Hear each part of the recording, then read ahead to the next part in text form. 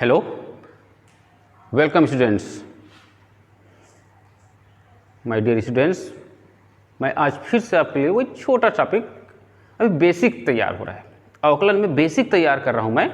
Basic जब तैयार हो जाएगा तो देखेंगे आपके लिए बहुत ही सिंपल होगा, क्योंकि आप सबको मालूम है कोई मकान के यदि बेस अच्छा हो तो मकान बड़ा अच्छा बनता है, मजबूत बनता है। तो बेस अच्छा कर लें तो उसके बाद अवकलन, आपका बेस यदि अच्छा रहेगा तो मान के चलिए आगे का जो अवकलन होगा बहुत ही सरल पड़ेगा आपको। तो आज मैं आपके लिए एक छोटा सा टॉपिक या छोटा सा पॉइंट लेकर आया हूँ, किसी बिंदु पर फलन का अवकलन और उस बिंदु पर उस फलन की अवकलनीयता की जांच। मतलब उस बिंदु पर मान लो हमको किसी प्रश्न को देता है कि इस बिंदु पर या इस पर्टिकुलर पॉइंट पर किसी फलन का अवकल गुणांक ज्ञात कीजिए, ठीक है। तो पहले हम क्या करेंगे, उसकी जांच करेंगे कि वास्तव में वह फलन उस बिंदु पर अवकलनीय है कि नहीं, उसको उस बिंदु पर डिफरेंशियल कर सकते हैं कि नहीं। जैसे याद कीजिए, आप लोग कक्षा 10वीं में पढ़े हैं कौन सा, वर्ग समीकरण, ठीक है। वर्ग समीकरण में होता था क्या, यदि इस वर्ग समीकरण का हल है तो हल कीजिए, याद आया। वैसे ही उसको हम किससे हल करते थे, विविक्त कर से पता करते थे।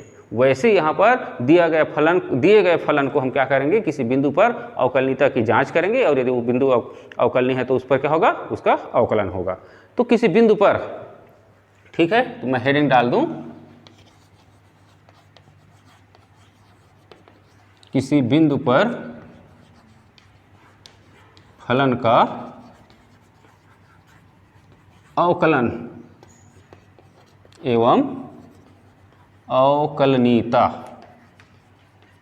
ठीक है। किसी बिंदु पर किसी फलन का अवकलन एवं अवकलनीयता की जांच, ठीक है। हमको कोई फलन है, मान लो f(x) y = तो इसका अवकल गुणांक क्या होता है, f'(x), मैंने संकेत दिया था, f'(x) क्या होता है, limit h tends to 0 f(x + h - f(x) / h।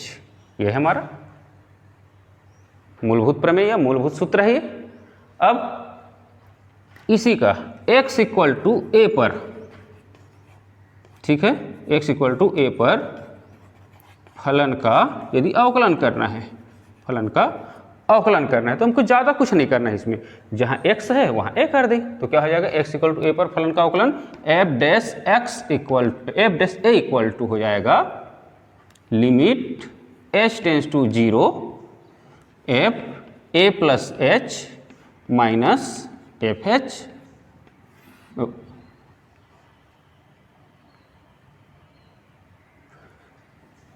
f(h) f हो जाएगा और अपॉन h। ये क्या होगा, उस दिए गए बिंदु पर फलन का अवकल गुणांक ज्ञात करना, ठीक। अब बात आती है, ठीक है, इस बिंदु पर अवकल गुणांक ऐसा ज्ञात करेंगे, दिए गए, ये हमारा मूल सूत्र है। इस सूत्र के आधार पर क्या कर दिया, किसी बिंदु a पर हम क्या करें, मान लो b पर ज्ञात करना तो क्या हो जाता है, यहाँ b हो जाता है। 5 पर ज्ञात करना है, f5 मान निकालना है, f'5 मान निकालना है, तो यहाँ पर 5 हो जाता है। उसके हिसाब से हल करते। अब बात आती है, यह फलन उस पर्टिकुलर बिंदु पर अवकलनीय है कि नहीं, तो उसकी अवकलनीयता की जांच करने के लिए मैं बता दूं, यहाँ पर क्या होगा, उसका दाहिने पक्ष की अवकलज और बाएं पक्ष, ठीक है, वाम हस्त और कहा या उसे बोलेंगे तो राइट हैंड और लेफ्ट हैंड, ठीक। दायां पक्ष और बायां पक्ष की अवकलज के यहाँ पर क्या करेंगे, तुलना करेंगे, और दोनों अवकलज यदि बराबर होते हैं तो वह फलन दिए गए बिंदु पर क्या होगा, अवकलनीय होगा, ठीक है। तो यहाँ पर चलिए इसको थोड़ा सा मिटा दूं, उसके बाद लेकर चले। चलिए ये देखिए, मैं लिख देता हूँ यहाँ पर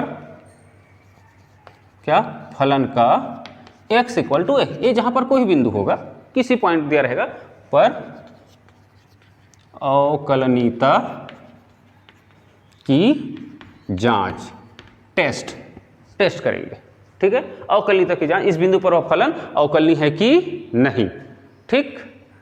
तो इसके लिए क्या होगा, हमको मालूम है फलन dy/dx = क्या होता है, limit h tends to 0 f(x + h - f(x) / h होता है, ठीक। वह फलन दिए गए बिंदु पर अवकलनीय है कि नहीं, इसकी जांच करनी है। तो हम क्या करेंगे, उस पर्टिकुलर बिंदु पर ठीक है। तब उसका अवकल गुणांक निकालेंगे जो पहले पिछला सूत्र आया था उसमें, उस बिंदु पर पहले इसको चेक करेंगे। यदि चेक कहा जाता है कि चेक करके इसका अवकल गुणांक ज्ञात कीजिए, तो पहले चेक करेंगे उसके बाद ही अवकलन करेंगे। यदि डायरेक्ट कहता है अवकल गुणांक इस बिंदु पर ज्ञात कीजिए, मतलब वह प्रश्नकर्ता हमको पहले से चेक करके दे दिया है कि अवकलनीय है फलन इस बिंदु पर, इसलिए आप सीधा अवकलन गुणांक ज्ञात कीजिए। ठीक है। तो यहाँ पर देखिए इस बिंदु ए पर हमको मान लो चेक करनी है, तो चेक करने के लिए पहले ये देखिए यह अवकल गुणांक होता है, बेसिक सूत्र है। ठीक है। तो उसके लिए क्या करेंगे, इस बिंदु पर ठीक राइट हैंड अवकलज और लेफ्ट हैंड अवकलज निकालेंगे। राइट हैंड अवकलज क्या होगा, राइट हैंड मतलब आपने संख्या रेखा देखा हुआ है, संख्या रेखा मतलब ऐसा लिखूं तो राइट हैंड पूर्णांक संख्याओं का, ठीक है, धनात्मक इधर जाता है और ऋणात्मक इधर। मतलब क्या हुआ, हम क्या करेंगे इस एज को उस पर्टिकुलर बिंदु के लिए, ठीक है, ए के धनात्मक दिशा की ओर अग्रसित करेंगे और ए के ऋणात्मक दिशा की ओर अग्रसित करेंगे, और उस आधार पर उनका right hand limit, right hand मान और लेफ्ट हैंड अवकलज मान क्या होना चाहिए, बराबर आएगा, तो वह बिंदु क्या होगा, उस दिए गए बिंदु पर अवकलनीय होगा। चलिए मैं इसके लिए आपको लेकर चलूं, ठीक है, फलन की अवकलनीयता की जांच के लिए।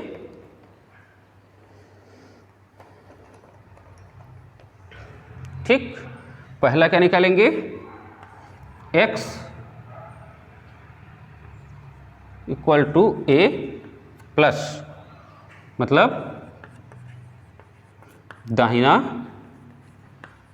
पक्ष अवकलज, अवकलज निकालेंगे। ठीक, तो यहां पर ये होगा क्या, dy बाई dx, या इसी लिख सकते हैं क्या, ऐसा भी लिखते हैं, याद करो, ऐसा लिख दूं मैं, चलिए F dash A plus equal to limit H tends to 0 plus F X क्या हो जाएगा, A plus H minus F A upon H. ठीक, यह क्या बना, इसका दाहिना पक्ष अवकलज। इसी के आधार पर हम क्या लिखेंगे, इसका बायां पक्ष। दूसरा क्या निकालेंगे, x equal to a minus, या इसी का लिखें बायां पक्ष अवकलज। बायां पक्ष अवकलज निकालने के लिए हम पीछे चलेंगे, ये हो जाएगा f dash a minus equal to limit H tends to 0 minus में जाएंगे, क्या हो जाएगा, f a minus h minus F A upon minus h. और ये दोनों मान, ठीक है, ये दोनों मान क्या होनी चाहिए, बराबर होनी चाहिए। और जब दोनों मान बराबर होंगे तब क्या होगा, यह फलन उस दिए गए बिंदु पर क्या होगा, अवकलन या अवकलनीय होगा। मतलब फलन एफ एक्स अवकलनीय होगा यदि, ठीक है, इसी को मैं थोड़ा सा ऐसा, इसको राइट हैंड से करें तो राइट ऐसा कर दूं और इसको क्या कर दूं, लेफ्ट। ठीक है, तो क्या हो जाएगा, राइट हैंड अवकलज इक्वल टू लेफ्ट हैंड अवकलज। ठीक, ये प्लस और ये माइनस, दोनों क्या होना चाहिए, इक्वल आएगा, इस फॉर्मेट का मान और इस फॉर्मेट का मान। तो वह दिया गया बिंदु क्या होगा, उस पर्टिकुलर, वह दिया गया फलन उस पर्टिकुलर बिंदु पर क्या होगा, अवकलनीय होगा। और जब अवकलनीय होगा तो हम क्या कर सकते हैं, उसका अवकलन कर सकते हैं। ठीक है, मैं छोटा सा हमारे ग्रामीण क्षेत्र का उदाहरण बता दूं हम लोगों को। जैसे कई बार होती है, रात भर बारिश होती है, या दूसरी बात में बात करूं, यही कि हम दूसरे गाँव जाते हैं, उस गाँव के तालाब में हम मान लो स्नान करने जाते हैं कभी, तो हमको उस तालाब के बारे में पता नहीं होता कि वह तालाब कितना गहरा है, कितना उथला है करके। तो हम क्या करते हैं, तालाब के किनारे में पत्थर में बैठकर थोड़ा सा पैर को डुबाकर चेक करते हैं कि वह तालाब बिल्कुल किनारे पर कितना गहरा है। ठीक है, तो वैसे ही ठीक यहाँ भी पहले चेक करेंगे। यदि हमको लगता है कि हाँ ठीक है, गहरा कम है, हमारे लायक है, उतरने लायक है, तो हम उतरते हैं।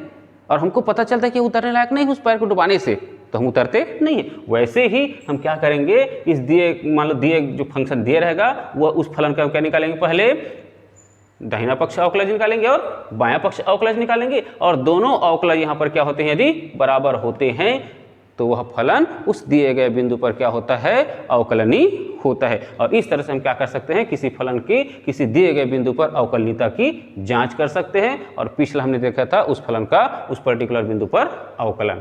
ठीक है। और इस तरह से आपका ये बेसिक पार्ट लगभग खत्म होता है। और इसके बाद देखेंगे, मैंने बताया था जितने भी फलन आपने पढ़ा हुआ है कक्षा पहली से लेकर कक्षा, मैं 12वीं नहीं बोलूँगा, 11वीं नहीं बोलूँगा, कक्षा आखिरी जितना आप पढ़ेंगे सभी फलनों का हमको क्या करना होगा, अवकलन करना होगा। और उस बेसिक सिद्धांत से, और उस बेसिक सिद्धांत से जब वो अवकलन, उस फलन का अवकलन निकल जाएगा, अवकल गुणांक निकल जाएगा, तब उसको हम क्या करना है, हमको दिमाग में रखना होगा, क्योंकि बड़े काम की जगह उसको बेसिक में नहीं करेंगे, वहाँ पर उसका डायरेक्ट उपयोग करेंगे, ठीक है। और इस तरह से आपका लगभग बेसिक पार्ट खत्म होता है। और उसके बाद आगे बढ़ेंगे अब क्या, फलनों का क्या करेंगे, प्रथम सिद्धांत जो हमने लिया था शुरुआत में, उसके माध्यम से क्या करेंगे, अवकल गुणांक ज्ञात करेंगे। चलिए ठीक।